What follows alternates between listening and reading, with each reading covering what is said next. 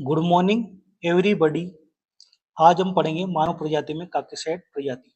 हमने देखो मानव प्रजाति का वर्गीकरण पढ़ा, जिसमें अलग अलग प्रजातियां पढ़ी। उसके बाद हम मंगोलाइड प्रजाति का विशिष्ट वर्गीकरण पढ़ा। आज हम पढ़ेंगे काकेसाइड प्रजाति का वर्गीकरण। अब काकेसाइड प्रजाति में कौन कौन से थे देखो।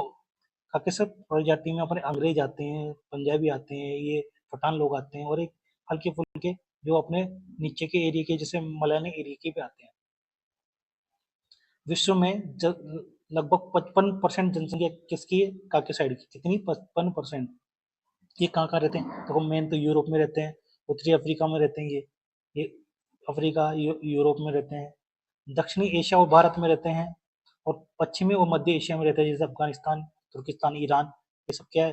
अपने काकेसाइड प्रजाति के लोग हैं। यह एक वृहद प्रजातीय समूह है जिसका विस्तार यूरोप से लेकर भारत और हॉर्न ऑफ अफ्रीका तक है। कहाँ तक है? भारत और हॉर्न ऑफ अफ्रीका। देखो ये इसको सिंह को क्या बोलते हैं? Horn of Africa. और ये भारत। भारत में कौन सी प्रजाति? काकेसियड। और ये जो भारत की जो मंगोलाइड पड़ी थी वो कौन से? तिब्बती बर्मे मंगोलाइड। बाकी कौन से? काकेसाइड। और नीचे मिलेंगे जो राष्ट्र मिलेंगे। भारत में तीनों प्रजाति के मिलते हैं। देखो काकेसाइड प्रजाति के सारे लक्षण। पहला सारे लक्षण बाल। बाल कैसे होते हैं इनको देखो। आमतौर पर लहरदार वे और सीधे स्ट्रेट सुनहरे काले रंग के, या तो सुनहरे कलर के होंगे या काले रंग के होंगे बाल। इनकी आंखें कैसी होती है? गहरी नहीं होती, अक्सर नीली, भूरी और ग्रे कलर की होती है। इनकी आंखें है ना गहरी ना होके ऊपरी ऊपरी आंखें होती है, ऊपरी सतह पे, यानी अधिक अधिक गहरी आंखें ना होकर हल्की गहरी होती है। और इनके आंखों का जो पतली अंदर की जो पतली है उसका रंग कैसा होता है? कोई जगह नीला होता है, कोई जगह भूरी होती है, कैसे ग्रे होते हैं। और होठ क्या होते हैं? पतले से मध्यम, यानी मध्यम होते हैं, ना तो ज्यादा पतले होंगे ना ज्यादा मोटे होंगे, ऐसे इनके होठ होते हैं। दोचा का रंग कैसा होता है? तुम्हें पता है अंग्रेजों के दोचा का रंग कैसा होता है? भारी, रंग में भारी विविधता, सफेद से लेकर गेरे भूरे, गेरे गेहूं भूरे रंग तक का होता है, काला नहीं होता। मगर याद रखना इनका गेहुआ होता है गेरा, या भूरे रंग का होता है, या सफेद कलर होता है। उष्ण कटिबंधीय क्षेत्रों में त्वचा में रंजकता अधिक होती जाती है। जैसे जैसे जैसे तापमान बढ़ेगा वैसे वैसे मेलानिन बढ़ेगा, जैसे वैसे सफेद से भूरेपन पे जाएंगे, भूरेपन से और ज्यादा भूरा हो जाएगा। कपाल और खोपड़ी की संरचना।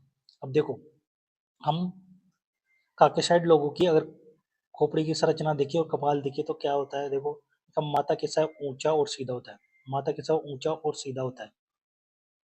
जबड़ा कैसा होता है? और तो गेन नहीं होता है, यानी जबड़ा बाहर की ओर निकला नहीं होता, क्या एकदम सपाट जड़ा होता है। और गले की हड्डियां हैं जो दबी हुई उभरी नहीं, दबी हुई है उभरी हुई नहीं है, कि जो गले की हड्डियां जो उभरी होती है अपने निग्रोइड में, मगर इसमें क्या है? दबी हुई है। इनकी खोपड़ी कैसी है देखो। डोलिकोसेफेलिक या ब्रेकीसेफेलिक नाम की ऐसी इनकी खोपड़ी होती है, दोनों तरह की मिलती है। कुछ लोगों में ब्रेकीसेफेलिक मिलती है, किसी में डोलिकोसेफेलिक मिलती है। अब चेहरे का कोण और नासिका। तो चेहरे का कोण किससा? ये देखो पूरा। और जो नाक किसी लेप्टोराइन है, यानी पतली और लंबी नाक है। और नासिका में छिद्र कहते हैं, छोटे छोटे शिकरण संकीर्ण होते हैं। नाक की हड्डी नोसल ब्रिज ऊंची और स्पष्ट होती है, जो इस प्रजाति की एक विशिष्ट पहचान है। नोसल ब्रिज, जो नोसल ब्रिज है, ऊंची और स्पष्ट नाक। ऊंची और स्पष्ट नाक हो, ये किसकी पहचान है? काकेसाइड प्रजाति की। इसको हम बोलते हैं लेप्टोराइन। लेप्टोराइन नासिका। लेप्टोराइन नासिका यानी जो ऊंची हो और स्पष्ट हो, स्पष्ट रूप से दिखाई देती है, इसको बोलते हैं लेप्टोराइन नासिका। काकेसाइड प्रजाति की उप प्रजाति प्रमुख कौन कौन से देखो। नार्डिक। नार्डिक कहाँ मिलती है? उत्तरी यूरोप में। कहाँ मिलती है नार्डिक? उत्तरी यूरोप में। उत्तरी यूरोप में परिचित मिलने वाली काकेसाइड प्रजाति को हम बोलते हैं नार्डिक। अल्पाइन। मध्य यूरोप में मिलने वाली को क्या बोलते हैं? अल्पाइन। मध्य यूरोप में मिलने वाली काकेसाइड प्रजाति को क्या बोलते हैं? अल्पाइन। और पश्चिमी एशिया में जो मिलती है, जैसे अपने पश्चिमी एशिया मतलब अरब देश, इराक, ईरान, उनमें आर्मनाइड मिलते हैं।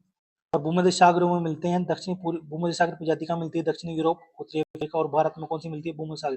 भारत में कौन सी मिलती है? भूमध्य सागरी। और डिनारिक मिलती है पूरी यूरोप और बल्कान प्रायद्वीप में। पूरी यूरोप और बल्कान में डिनारिक मिलती है। यानी कि अंग्रेज कौन था? डिनारिक।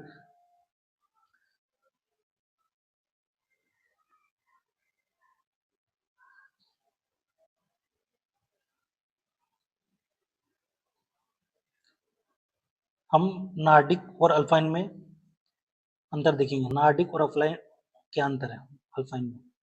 देखो नार्डिक कहाँ मिलती है, स्कैंडिनेविया उत्तरी जर्मनी में मिलती है। इनकी त्वचा कैसे गुलाबी और सफेद होती है, कैसी होती है गुलाबी और सफेद। आंखें कैसी होती है नीली हल्की, नीली होती है हल्की होती है। कपाल कैसा होता है डोलिको सेपेलिक यानी लंबा सिर होता है।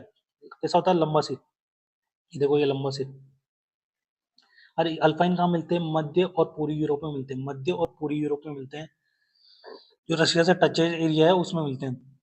इसमें त्वचा का रंग कैसा होता है गेहुआ भूरा, क्योंकि ये मैदानी क्षेत्र में आ गए तो इनका रंग कैसा होगा गेहुआ भूरा। क्या मध्य क्षेत्र में आ गए, ये क्या है अपने ध्रुवीय क्षेत्र में, और ये क्या था मध्य क्षेत्र में आ गए तो इनके बाल कैसे चेस्टनट और भूरे हैं। जब त्वचा का रंग भूरा हो गया तो बाल भी भूरे हो जाएंगे।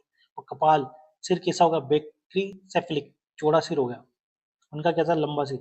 नार्डिक मतलब लंबा, अल्पाइन मतलब चौड़ा।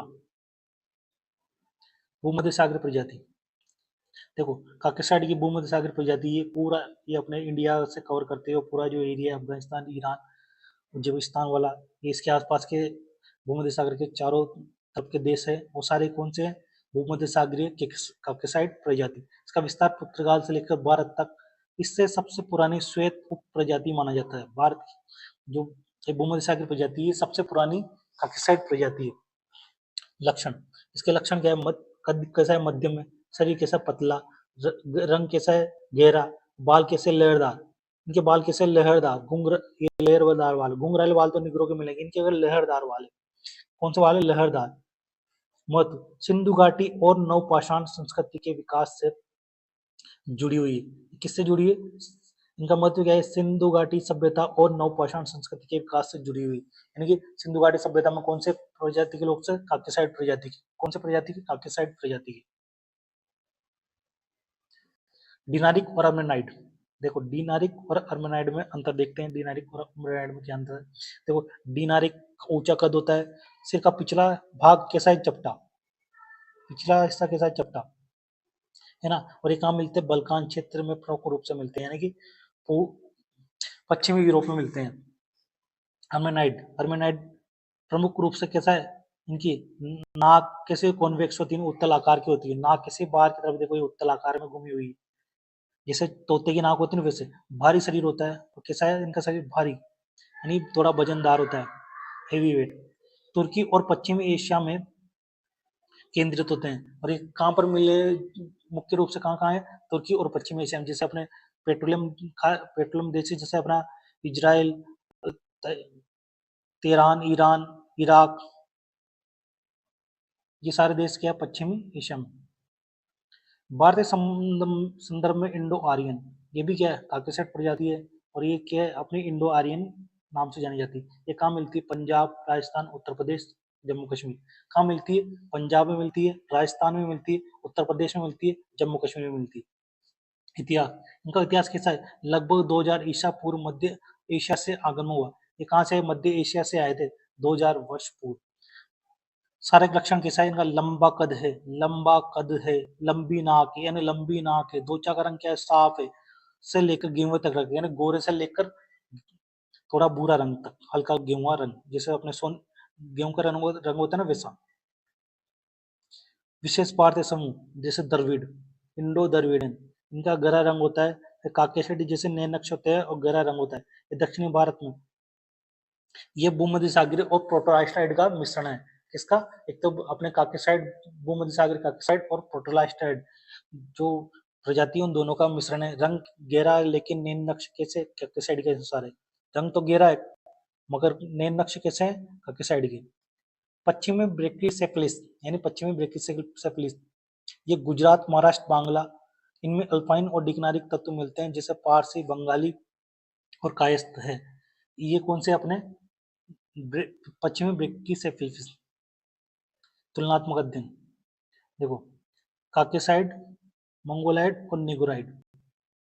हमने मंगोलाइड पढ़ लिया, काकेसाइड पढ़ लिया, अब इसके बाद हम पढ़ेंगे निगोराइड। मगर अभी यहाँ तीनों का तुलनात्मक अध्ययन दे रखा है थोड़ा सा, तो ये देख लेते हैं। देखो त्वचा का रंग, काकेसाइड किससे था, हल्का गेहुआ जैसे कि अंग्रेज, और मंगोलाइड चीनी लोग के पीले और लाल, निगरोड यानी काले, दक्षिणी अफ्रीका के आदि मानव की तरह। तो काला रंग, गहरा काला और भूरा रंग बाल कितने होते हैं इनके? लहरदार और मुलायम बाल होते हैं इनके, सीधे खड़े होते हैं, उनके ऊनी और घुंघराले बाल होते हैं। देखो सीधे बालों को सिमेट्रिक बोलते हैं और लहरदार बालों को हम क्या बोलते हैं? और इनको ऊनी बोलते हैं, और वो यूलो बोलते हैं, यूलो ट्रिक पालते हैं, और इसको बोलते हैं सिमेट्रिक, और इसको वूलोट्रिक। अभी देखो नाक किसकी? इनकी लंबी पतली है, चपटी, मध्यम में चौड़ी नाक है। सबसे बड़ी चौड़ी नाक किसकी है? निग्रोइड की। मध्यम में कौन सा आते हैं? मंगोलाइड। म से मध्यम, म से मंगोलाइड। इनकी जबड़ा भी मध्यम है, खा झाल भी, चाहे जो हाइट है वो भी मध्यम। देखो निग्राइड में काला भूरा गुनी अंगरेली बाल, चौड़ी नाक है, जबड़ा के साथ आगे की ओर है। काकेशियन शब्द की उत्पत्ति। देखो काकेशियन शब्द की उत्पत्ति किससे? काकेशियस पर्वत से हुई थी। किससे हुई थी? काकेशियस पर्वत से। जो 1795 में जोहन फ्रेडरिक बुलमैन ने ये शब्द गढ़ा। किसने उपयोग किया था? जैसे मंगोलाइड शब्द इसने दिया था, वैसे ही काकेसाइड शब्द भी किसने दिया था? उनका उनका मानना था, सिद्धांत क्या था कि मानव जाति की उत्पत्ति काकेशियन पर्वत यानी जॉर्जिया रूस के आसपास हुई है। जो काकेशस प्रजाति की उत्पत्ति कहाँ हुई है? काकेशस पर्वत के आसपास हुई है, इसलिए उन्होंने क्या नाम दिया? काकेशियन। काकेशियन। सौंदर्य। उस समय के मानकों के अनुसार जॉर्जिया खोपड़ी को सबसे सुंदर माना गया था। जो उन शब्द के उस समय अध्ययन किया गया था, उसमें जो मानक डेटा इकट्ठे, उसमें सबसे सुंदर खोपड़ी किसको माना गया था? जॉर्जिया की खोपड़ी। जो कैसी थी? काकेसाइड खोपड़ी। कौन सी खोपड़ी थी? काकेसाइड खोपड़ी। आधुनिक दृष्टिकोण। आधुनिक दृष्टि प्रजाति नाम बनाम अनुवांशिकी। आधुनिक विज्ञान प्रजाति को जैविक नहीं बल्कि सामाजिक श्रेणी में मानता है। जो प्रजाति बनाम अनुवांशिक है, तो आधुनिक विज्ञान प्रजाति के जैविक न मान के इसको क्या मानता है? सामाजिक श्रेणी मानता है। तो निरंतर मानव विविधताओं श्रेणियों में नहीं बल्कि एक निरंतरता में होती है। कि जो विविधता होती है मानव की श्रेणियों में ना होकर उसकी यह निरंतरता में होती है। जो गुण बार बार परिवर्तन हो रहा है, वो गुण मानव प्रजाति का नहीं हो सकता। मानव प्रजाति का वो गुण स्थायी माना जाता है जो चेंज ना हो, यानी निरंतर एक ही बना हो। डीएनए में अनुवांशिक रूप से सभी मानव 99.9% समान है, यानी कि कोई सी प्रजाति हो, निग्रोइड हो, मंगोलॉइड हो, काकेसाइड, फोसिलाइस्टेड हो, केविडेर, सबकी प्रजाति क्या है? 99% समान है डीएनए के अनुसार। तो प्रजातियों का वर्गीकरण जैविकता के आधार पर नहीं है, केवल शारीरिक संरचना के आधार पर है। निष्कर्ष या कंक्लूजन। विविधता। काकेसाइड प्रजाति में शारीरिक लक्षणों की विशाल विविधता है, नॉर्डिक से लेकर द्रविड़ तक। यानी कि जो इसकी उपप्रजातियां हैं उनमें अंदर ही बहुत सारी विविधता है। मंगोलाइड प्रोटोलाइट है तो विविधता ही, मगर जो इनकी उपप्रजातियां उनमें भी अलग अलग विविधता है, जैसे नॉर्डिक से द्रविड़ में अलग अलग अनुकूलन। त्वचा का रंग और शारीरिक जलवायु अनुकूलन का परिणाम। यानी कुछ काकेसाइड गोरे हैं, कुछ सफेद है, कुछ हल्के काले डार्क कलर के भी। इस पे जो त्वचा का रंग इफेक्ट करता है वो किसका है? शारीरिक ढांचा है, जलवायु अनुकूलन का परिणाम है। विविधता में एकता। एकता बाहरी अंतरों के बावजूद ये मानव परिवार का एक अभिन्न अंग है। एकता, ये कितने बाहरी अंतर है इन प्रजातियों, मगर फिर भी मानव के बीच में एक अभिन्न अंग बना हुआ है। आज हमारा काकेसाइड का पॉइंट टॉपिक पूरा हुआ। वीडियो पसंद आया हो तो लाइक शेयर सब्सक्राइब करिए। जय हिंद।